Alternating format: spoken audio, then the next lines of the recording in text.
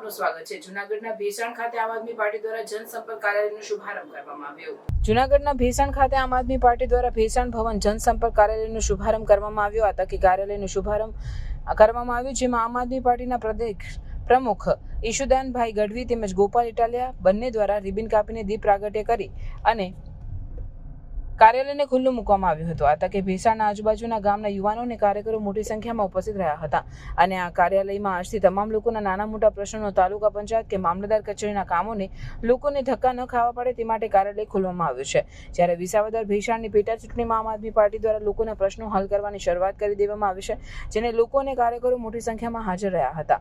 આ તકે ઈશુદાન ગઢવીએ ભારતીય જનતા પાર્ટી પર આકરા પ્રહારો કર્યા હતા, જેમાં ગોપાલ ઇટાલિયાએ જણાવ્યું હતું કે આ કાર્યાલય અમારું નહીં પણ આ તમામ જાહેર જનતાનું છે, તે સમજીને આવવું। આ કાર્યક્રમમાં આમ આદમી પાર્ટી ગુજરાત પ્રદેશ પ્રમુખ ઈશુદાન ગઢવી, ભેસાણ વિસાવદર ઉમેદવાર ગોપાલ ઇટાલિયા, ગુજરાત પ્રદેશ મહામંત્રી મનોજ સોરઠિયા, સૌરાષ્ટ્ર ઝોન સંગઠન મંત્રી રાજુભાઈ બોરખત્રિયા અને જિલ્લા પ્રમુખ હરેશભાઈ સાવલિયાની ઉપસ્થિતિમાં ભેસાણ ભવન ગોપાલ ઇટાલિયાના જનસંપર્ક કાર્યાલયનો શુભારંભ કાર્યક્રમ રાખવામાં આવ્યો હતો। પાર્ટીના કાર્યકર્તાઓ, શુભચિંતકો, મંચ ઉપર અહીંયા બિરાજમાન સૌ આગેવાનશ્રીઓ, માનની ઈશુદાનભાઈ, માનની મનોજભાઈ, બધાનો ખૂબ ખૂબ આભાર અને બધાનું ખૂબ ખૂબ સ્વાગત છે। કાર્યાલય હંમેશા ચૂંટણી આવે, ચૂંટણી ચાલુ થઈ જાય, ફોર્મ ભરાઈ જાય પછી ખુલે। લગભગ આપણે એવું જોયું છે, ફોર્મ ભરાઈ જાય ઉમેદવારનું પછી ખુલતું થાય લગભગ। આ કાર્યાલય ચૂંટણીની તારીખ જ આવ્યા પહેલાં ખુલ્લી ગયું છે, એ બતાવે છે કે નથી દેવાની, એનું સપનું તૂટવા નથી દેવાનું, એ જવાબદારી આપણા બધા ઉપર છે, આપણા ઉપર આખા ગુજરાતની જવાબદારી છે। આ ચૂંટણી તો 1.5 વર્ષ પૂરતી પેટા ચૂંટણી છે, 1.5 વર્ષમાં પાછી ચૂંટણી આખા ગુજરાતની આવશે। આ ચૂંટણી તો માધ્યમ છે, આ ચૂંટણી નિમિત્ત છે, પણ આખું ગુજરાત જે ઝંખે છે વર્ષોથી અંદરથી વેદના લઈને આખું ગુજરાત રહું એ તમારા હાથમાં છે। મારા હાથમાં શું છે કે માણસોની ટીમ કામે લાગે, પોસ્ટર બેનર છપાવીએ, કોમ્પ્યુટર મૂકીએ, 2 માણા મૂકીએ, એ મારા હાથમાં છે। તમારા હાથમાં એ છે કે આ કાર્યાલય કેટલા વર્ષ સુધી આ ભેસાણની જનતાની સેવા કરશે, એ તમારે નિર્ણય કરવાનો। ગામડે ગામડે જઈને લોકો સુધી વાત પહોંચાડવાની છે। માનનીય રાકેશભાઈએ કીધું એમ કે એવા ભેગા થયા છે, હું ભગવાનને પ્રાર્થના કરું છું કે ઈશ્વર આપણને ખૂબ બળ આપે, ખૂબ બુદ્ધિ આપે, ખૂબ તાકાત આપે કે આપણે લડી શકીએ અને લડતા લડતા ઊભા ન રહી જઈએ। કેમ કે આપણી લડાઈ બહુ હલકી માનસિકતા ધરાવતા લોકો સામે છે, ભાજપના। એ એટલા બધા હલકા માણસો છે કે એનું કોઈ તળિયું નથી, અને એટલા માટે આપણને ઈશ્વર બળ આપે, ઈશ્વર આપણને તાકાત આપે, આપણે આપણા કાર્યમાં સફળ થઈએ એવી મતિ આપે, એવી ભગવાનને પ્રાર્થનાઓ। આ કાર્યક્રમને નહીં, આમ તો તમે તો ડરતા જ નથી, મને ખબર છે, પણ કદાચ કોઈ અધિકારીઓ આવે, નેતાઓ આવે, કોઈથી પાટી પડવાનું નથી સાહેબ। એનું નામ અને નંબર લખી લેજો, એની છઠ્ઠી યાદ ન કરાવી દે તો મને યાદ કરજો તમે। કોઈથી બીજી ફાટી પડતા, અને એ જ વસ્તુથી આપણે આગળ ચાલવાનો છે। જિંદગીમાં કેટલું જીવ્યા ને એ મહત્વનું નથી, કેવું જીવ્યા ને એ મહત્વનું છે। આ હિન્દુસ્તાન નંબર 1 ત્યાં સુધી નહીં બની શકે, આ ભારત નંબર 1 ત્યાં સુધી નહીં બની શકે, આ ગુજરાત નંબર 1 ત્યાં સુધી નહીં બની શકે જ્યાં સુધી મારા ખેડૂતો પ્રચારમાં જવાનો છે, સમય વેડફવાનો નથી। પણ આજે ચૂંટણી કેમ અગત્યની છે, ચૂંટણી કોણ લડી રહ્યું છે અને ભાવિ આપણે, કારણ કે ઘણા લોકોને શું હોય કે અહીંયા સુધીનું વિચારતા હોય। મિત્રો, હું જ્યારે ચૂંટણીમાં રાજકીય પક્ષમાં જ્યારે જોડાવાનું નક્કી થયું, આમ ભેગા થયેલા સૌ આદરણીય, સન્માનનીય અને ભાવિ સરકારના સૌ રચયિતા આપ સૌ પધાર્યા છો।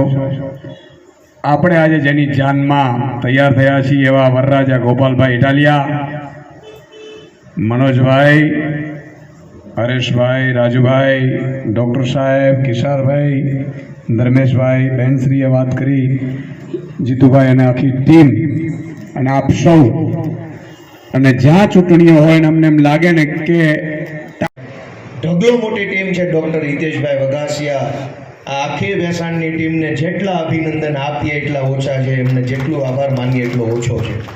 કેમ કે એકલા માણાથી કાંઈ થતું નથી। બધાએ ભેગા મળીને કરે ને તો કેવું રૂડું થાય એનો દાખલો આજે આ કાર્યાલય છે.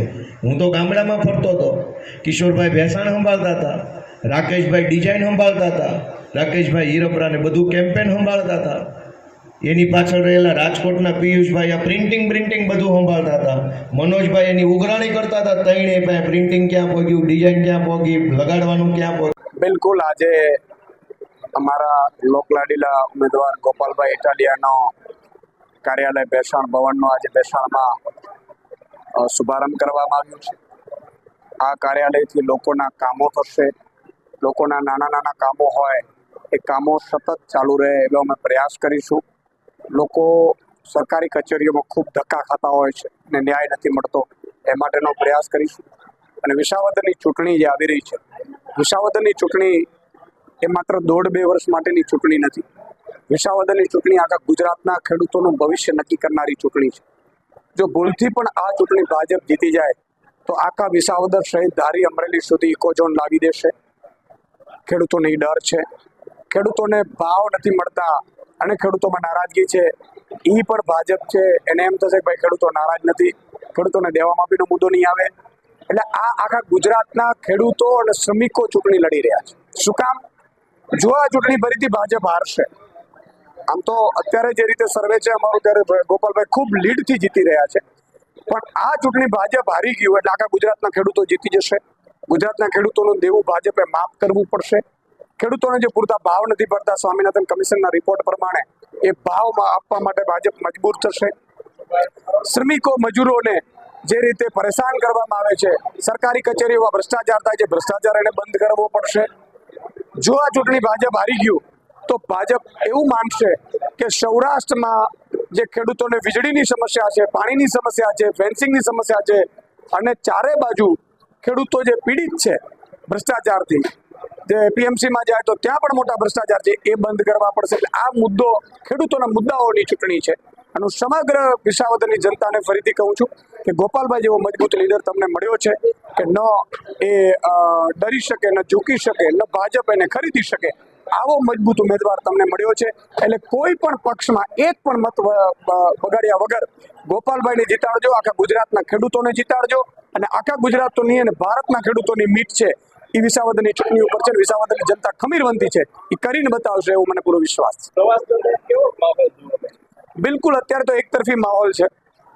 તમામ લોકો અત્યારે એવું જ કહે છે કે આ ખેડૂતો માટેની ચૂંટણી છે. ગોપાલભાઈ ઇટાલિયા અમારા મજબૂત લીડર છે અને એમને વિસાવદરની જનતાને હંમેશા, કારણ કે ઇકોઝોનથી પરેશાન છે, એપીએમસીમાં જે હજારો કરોડોના ભ્રષ્ટાચાર હતા જેનાથી પરેશાન છે, ખેડૂતોને ભાવ નથી મળતો એનાથી પરેશાન છે, ખેડૂતોને રોડ રસ્તા નથી, પાયાની સુવિધા નથી વિસાવદરમાં અને આસપાસમાં, એનાથી પરેશાન છે. એટલે લોકો ભાજપથી ત્રાહિમામ પોકારી ગયા છે.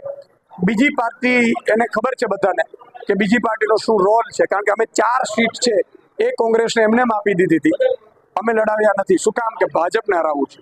તો કોંગ્રેસે આ સીટ અમને આપવાનું વચન પણ આપ્યું હતું, પણ એમણે વચન ભંગ કર્યું છે. કશું વાંધો નહીં, પણ વિસાવદરની જનતા, મને પૂરો વિશ્વાસ છે કે એક પણ મત ફેરવશે નહીં અને ભવિષ્યમાં ત્રીજી પાર્ટી પણ ભાજપની બી ટીમ બની ન રહી શકે એવો જવાબ વિસાવદરની જનતા આપશે. આજે એક ઐતિહાસિક દિવસ છે. ગુજરાતની વિધાનસભાની અંદર ખેડૂતો, ખેતમજૂરો, માલધારીઓ, રત્ન કલાકારો, વેપારીઓ અને ગરીબ માણસની સરકાર બને એ માટે ભેસાણ ખાતે આજે સરકાર બનાવવાનું ખાતમુહૂર્ત કરવામાં આવ્યું છે.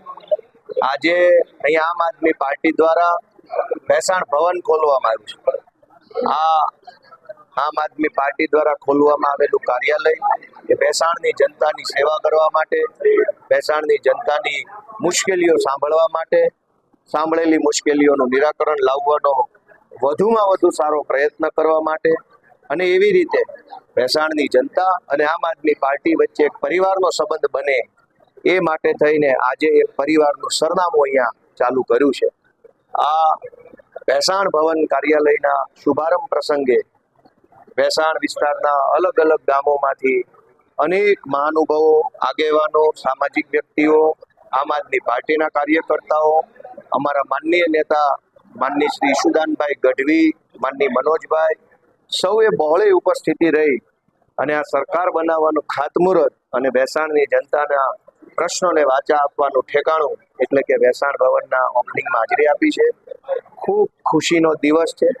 રાજકારણમાં અત્યાર સુધી આપણે એવું જોયું છે કે ચૂંટણી જાહેર થઈ જાય, ઉમેદવારનું ફોર્મ ભરાઈ જાય, પછી ચૂંટણી લક્ષી કાર્યાલય ખોલવામાં આવતું હોય છે. અમે એક નવો ચીલો ચાતર્યો છે, કેમ કે અમે નવા વિચારો ધરાવતી પાર્ટી છીએ. ચૂંટણી આવી નથી, તારીખ ખબર નથી, છતાં પણ આ વિસ્તારમાં કાર્યાલય ખોલીને લોકોની સેવા વધુને વધુ કરી શકાય એ માટેનો પ્રયત્ન અમે હાથ ધર્યો છે. આ બેસાણ ભવન એ બેસાણના લોકોનું પોતાનું સરનામું છે. આ બેસાણના લોકોનું ઘર છે. તમામ જ્ઞાતિના, તમામ ધર્મના, તમામ વ્યવસાય સાથે જોડાયેલા સૌનો વિહામાનું સ્થળ આ બેસાણ ભવન છે. નામ આમ આદમી પાર્ટી છે, પણ હકીકતમાં બેસાણના ખેડૂતો, ખેતમજૂરો, માલધારીઓ, પશુપાલકો, વેપારીઓ, રત્ન કલાકારો બધાયનું ઠેકાણું આ બેસાણ ભવન છે. હું બધાને વિનંતી કરું છું કે અહીંયા આવતા રહેજો, મળતા રહેજો, વાતચીત કરતા રહેજો, જાણવા જેવું જણાવતા રહેજો, પૂછવા જેવું પૂછતા રહેજો. લોકો એક જ વાત કહી રહ્યા છે કે આ વખતે વિસાવદર બેસાણમાંથી ઐતિહાસિક લીડ સાથે આમ આદમી પાર્ટીને ગોપાલભાઈ ઇટાલિયાને ચૂંટણી જીતાડવાની લોકોને ખૂબ ભરોસો છે. લોકોને ખૂબ ઉત્સાહ છે આ ચૂંટણીની અંદર ભાગ લેવાનો, કેમ કે પહેલી વખત લોકો એવું કહી રહ્યા છે કે એમને જેવા માણસની ઉમેદવાર તરીકે જરૂર હતી એવા વ્યક્તિ અમને મળ્યા છે. લોકો ખૂબ ઉત્સાહમાં છે, ચૂંટણીની કાગડોળે રાહ જોઈ રહ્યા છે.